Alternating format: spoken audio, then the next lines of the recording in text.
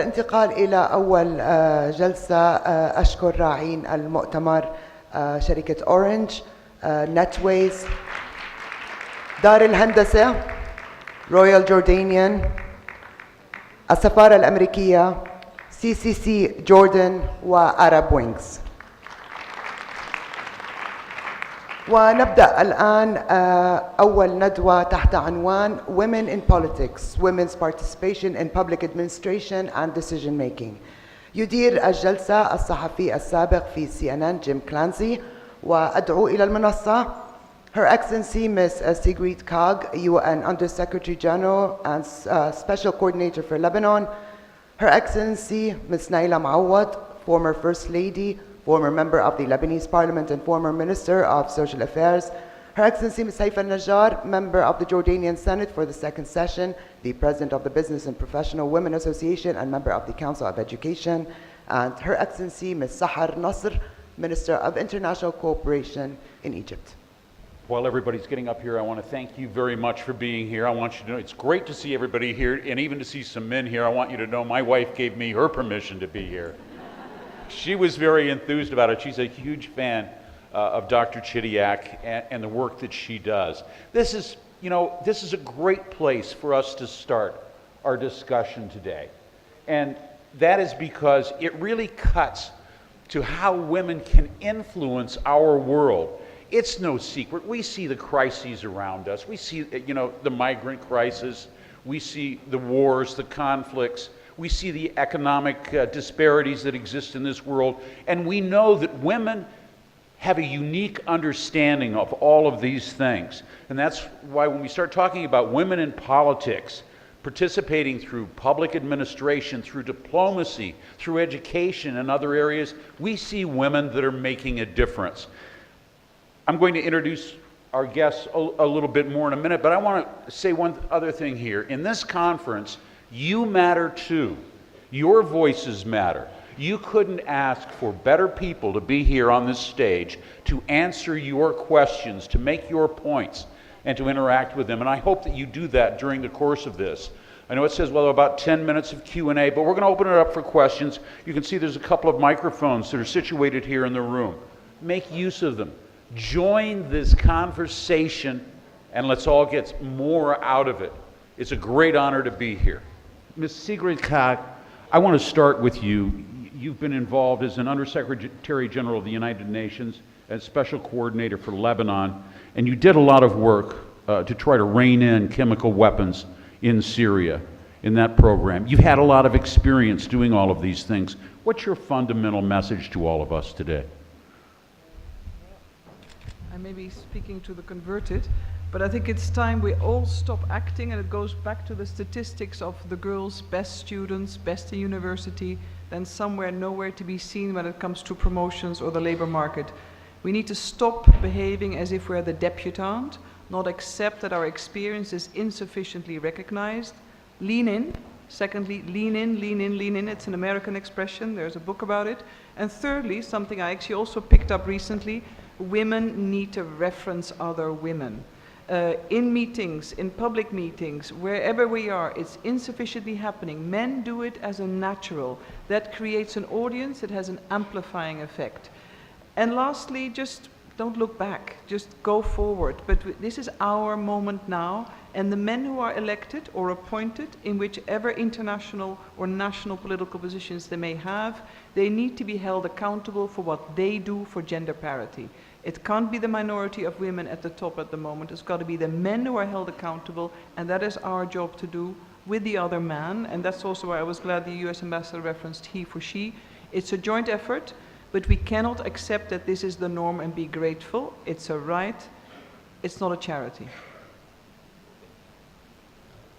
Your Excellency, Nayla Moawad, former First Lady of Lebanon and also a longtime parliamentarian. You look at the problem that we're trying to confront today. You talk about women that are in administration. What do you see? I don't want to cry about the fact that women are not enough in the administration, in politics, etc. I just have a message for women. We have to be together. We have to be supporting each other. One of our main weak points is the fact that we don't have the same priorities, we don't have enough solidarity, and we're not fighting enough. We are putting very often on the fact that we are not promoted in anything because we are women.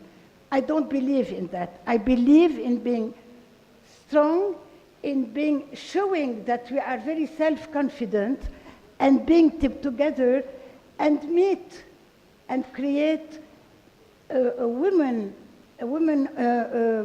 participation, and not only participation, a women cause. Not everyone in her own corner, not every NGO in its own place. We have to be more forward.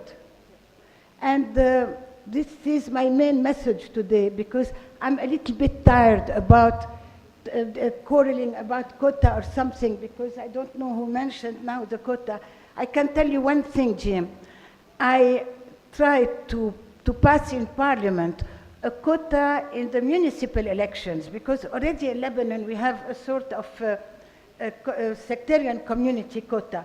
I thought that if we start in the municipalities where there isn't any sectarian consideration, at least it would get people get used to quota. There was not one person, one woman who encouraged and who went and saw the other members of Parliament. Sorry to say. All right, we've got a lot to discuss on that front. Yes, I want we to move have on to. Haifaa Najjar, who's a member of Jordan's Upper House of Parliament, also serves as head of the Aliyah School for Girls and the Bishop School for Boys. She's known here in Jordan, and she's really known around the world for a unique, a changing, an eye-opening approach to education. I'm glad you don't have a direct question to me. As an educationalist, كتربوية أردنية، أنا ولدت بمدينة اسمها الزرقاء. بس من مدينة الزرقاء كنت أشم ريحة زيتون أبداً وأنا قاعدة في مطبخ والدتي. Please, since we're in Jordan and we're proud of our country as a center of moderation, as well, Jordan was established on the basis of moderation, diversity, and as a proud Jordanian Arab, I would like to speak in Arabic.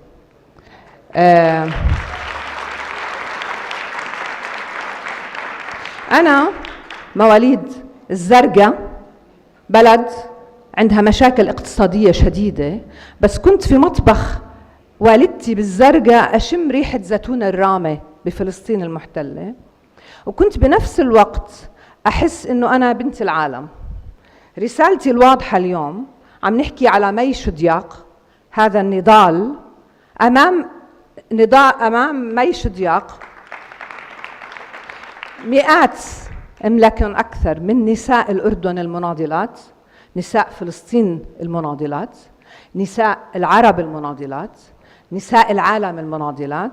وإحنا اليوم بدون تشبيك حقيقي بين المرأة للمرأة وبين دعم حقيقي المرأة للمرأة. وآخر أبحاث الدماغ التربوية بتقول المرأة المحاطة بنساء داعمات هي المرأة القادرة إنها تشكل تغيير في المجتمع. فإحنا بدنا وحدة بين النساء وتفاعل ومشاركة بدل من منافسة وتنافسية. قضية ثانية انطرحت اليوم وأنا حبيتها كثير، أهمية النساء، الثقة بالنفس، الايدنتيتي، مشروعنا المتصل بهويتنا الوطنية الأردنية مقابل التواضع، التعددية مقابل فهم مشاكلنا ونكون كريتيكال فعلا نقديين للواقع الأردني.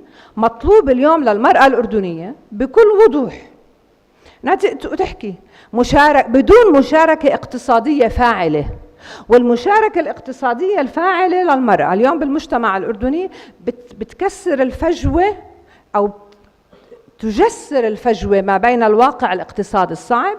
ولازم نكون إحنا مع بعض نختار اليوم بدون حكت سعادة السفيرة الأمريكية على أهمية ICT الكرياتيف اندستريز، الصناعات الإبداعية اليوم أنا شفت ديزاينرز من الأردن موجودين، بدنا نحكي بصناعات أردنية، وبده يكون لنا دور اليوم نساء الأردن باللامركزية. من اليوم بدنا نشتغل على نساء قادة بإربد ومعان وقرى غور الصافي بدون ما نشارك. واليوم نشوف إنه لازم آن الأوان ما نكون رياكتيف، نكون ريسبونسيف وبرواكتيف من أجل نعمل تحول بالأردن للمجتمع المبدع. أنا شخصياً مؤمنة إنه في نساء عظيمات بالأردن عندهم مشروع واضح، بدهم عمل تشاركي، شوي بدنا نناضل نتعب ويكون عندنا أمل. التغيير في الأردن اليوم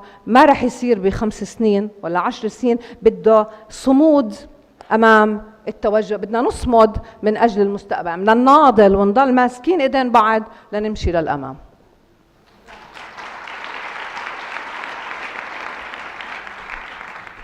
Dr. Sahar Nasr is Minister of International Cooperation for Egypt, as well as a representative for Egypt with organizations like the World Bank. She knows what it's like to try to deal at the very top levels of government. What's your perspective on the whole issue of women in politics, their power?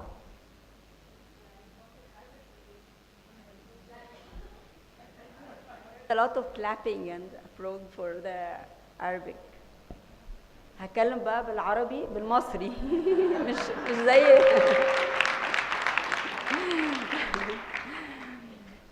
التمكين الاقتصادي يعني محور مهم، وهو الاقتصاد السليم، لأن الحكومات سواء من الأردن أو من مصر أو من الوطن العربي استثمرت في الفتيات سواء في الصحة أو التعليم.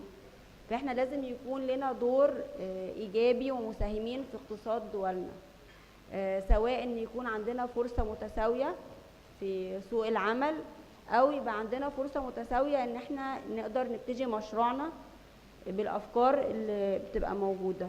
هو دايما كمان بيبقى فيه تحدي، مش بس إن يكون عندنا وظيفة، بس إزاي نترقى في الوظيفة، لأن في يعني قطاعات كتيرة بتبقى متحيزة أكتر للمجتمع الذكوري، فإحنا لازم إن إحنا دايما بنضطر إن إحنا نعمل مجهود أكبر ونكافح أكتر عشان يبقى عندنا نفس الفرصة المتساوية للرجال. مع إن كتير من لما نبص على البيانات الاقتصادية بنلاقي إن أداء المرأة من أفضل الموظفين أو المستثمرين، وكمان دخلها بيقدر يساهم في دخل الأسرة وفي تحسين مستوى معيشة الأسرة وتعليم الأجيال القادمة الأطفال، وحتى الإنفاق على الصحة عموما والرعاية الصحية. فإحنا لما بنتكلم على تمكين المرأة هو مش تمكين للمرأة، ولكن هو تمكين للأسرة العربية ككل يعني الوطن العربي. هي smart economics.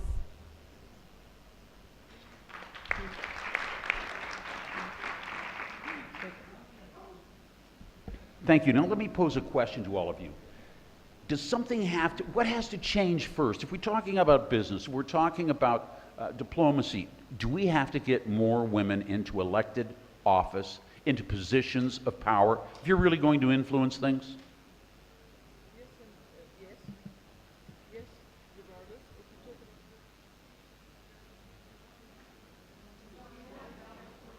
okay, I said yes. First of all, because women are 50% of the world's population. Everybody of the member states of the UN has signed up to the Sustainable Development Goals. There are clear goals to have women represented at all levels of decision making, including public political life.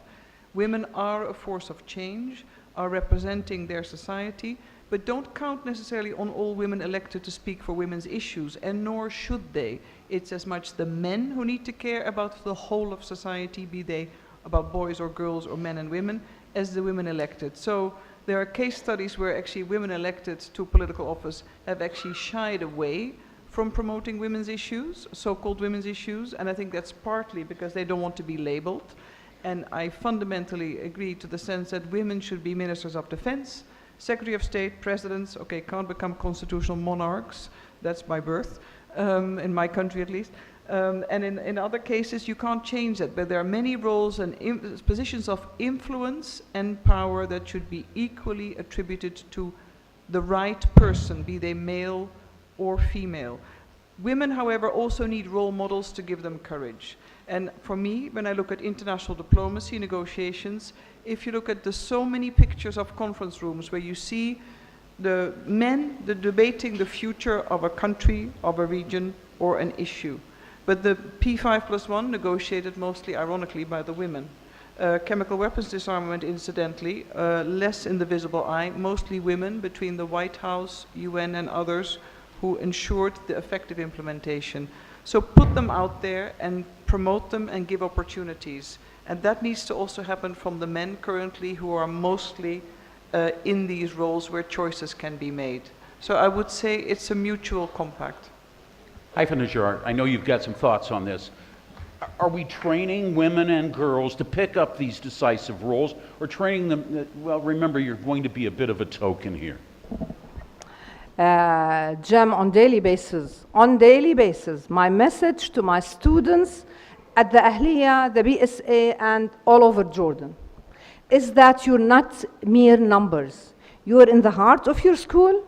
Your school is in the heart of Amman. Amman is in the heart of Jordan, and Jordan is in the heart of the whole world. You are there to make a difference.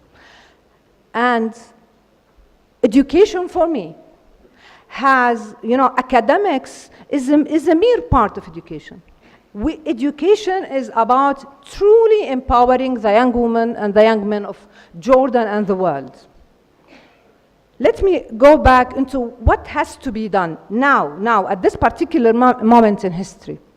أنا شخصياً مسؤوليتي اليوم بهاي اللحظة التاريخية، أولاً هآمن بالأردن، هآمن بالأمل الموجود، وهآمن أنه ممنوع إذا ما إحنا تحالفنا النساء اللي عندها رؤية تقدمية، عندنا مشروع من أجل المرأة والإنسانية، أن نتحالف وبروحانية وتواضع. مش آن الأوان نتواضع وبمحبة شديدة. I would go back to saying احترام المرأة للمرأة، حب المرأة وإيمانها. وأنا على المستوى الشخصي اليوم أني أتبنى تربويات بالأردن يضاعفوا مجهوداتهم ويتفوقوا علي أضعاف المرات، ويآمنوا معي أنه الأكاديميات بدون عزة وكرامة وإيمان بالهوية ومشروعهم بلغتهم العربية وبتفاعلهم وأهمية التعددية بالعالم، إن هي كما هي داعمة للمرأة الأردنية داعمة للمرأة المصرية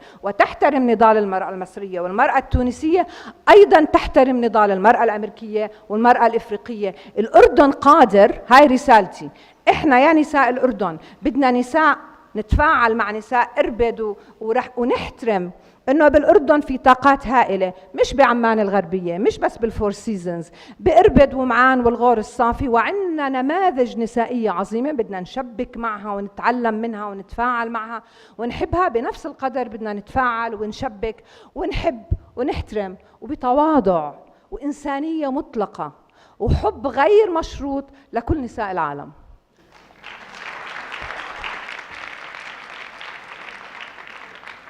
Nayla Moawad. I learned. Well, I think your question also was very important. بفتكر انه ضروري جدا يكون مشاركة نسائية اقوى بكتير بالمجالس النيابية اما بالسنت بالعالم العربي، لان كمان بدنا نبلش بقوانين للمرأة. هلا مش المرأة هي بتعملهم لوحدها، بس وجود المرأة بالمجلس بتشجع وبتشتغل مع الرجل، لأن قضية القوانين المفيدة للمرأة كما يعني من طفولتها لبعدين من أهم مداخل أساسية تيكون وجود للمرأة في العالم العربي وبكل بلد، وهيدي كتير ضروري. وحقيقة بدون الرجل ما بنقدر نعملهم، بس بدون وجود نساء ما رح يفكروا. وفي بعد إشحاف مهم جدا بكل القوانين بتختص بالمرأة في لبنان وببقية العالم العربي طبعا. طبعا أصبح ضروري، وضروري النساء يدعموا النساء تيفوتوا على المجلس. وغلط واحد يقول إنه المرأة ما رح تنتخب المرأة. أنا خبرتي كانت غير شكل يعني بشكل فظيع. نساء في شمال لبنان كانوا كتير يعني عايشين ببيوتهم وهيدا نزلوا على الشارع تيدعموني، ولولا من دعمهم ما كنت وصلت للمجلس.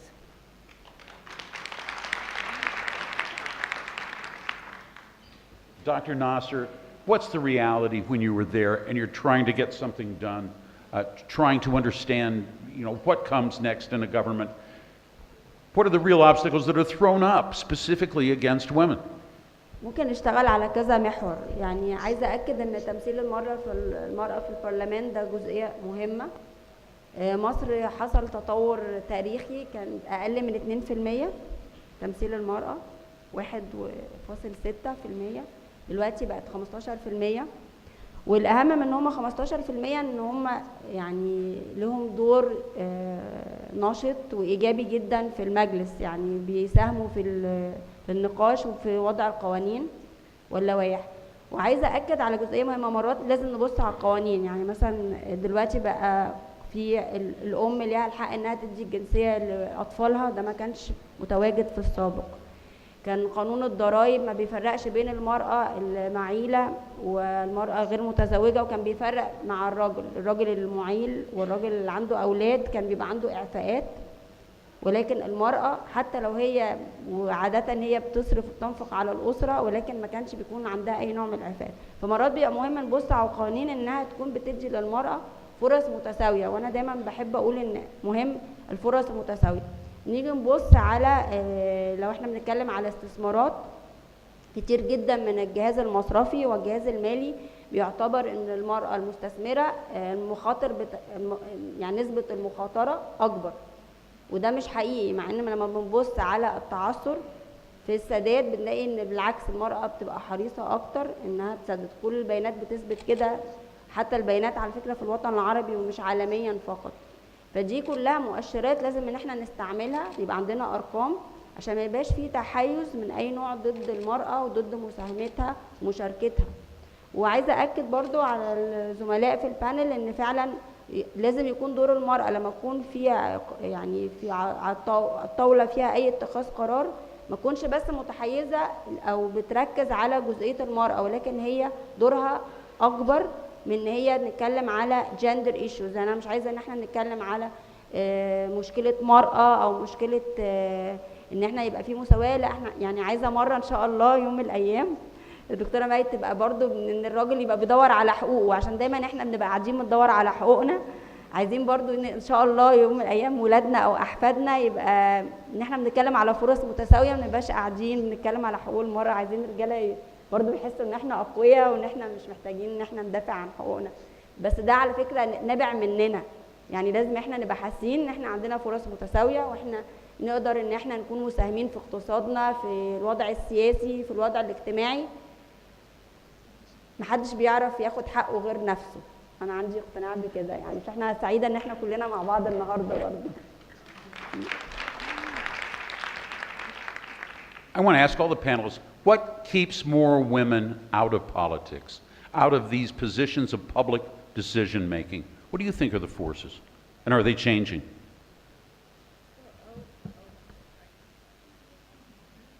I know by now maybe more about the Arab world than where I come from, but if I just stick for ease of cross-reference to Europe for a second, other than Angela Merkel and recently Theresa May, who was not elected to the post of Prime Minister as such, how many female leaders do you see? Mogherini, Federica Mogherini, there are 3 of all the European countries. Some others we don't know. So if you look at Europe alone, there is still quite a journey to travel. And these are countries that often pride themselves on what they've done, and rightly so, on advancement of men and women in society, equal rights, equal pay in the cases of some countries, not all, and. If you see still a glass ceiling there, it means we still have quite a way to go.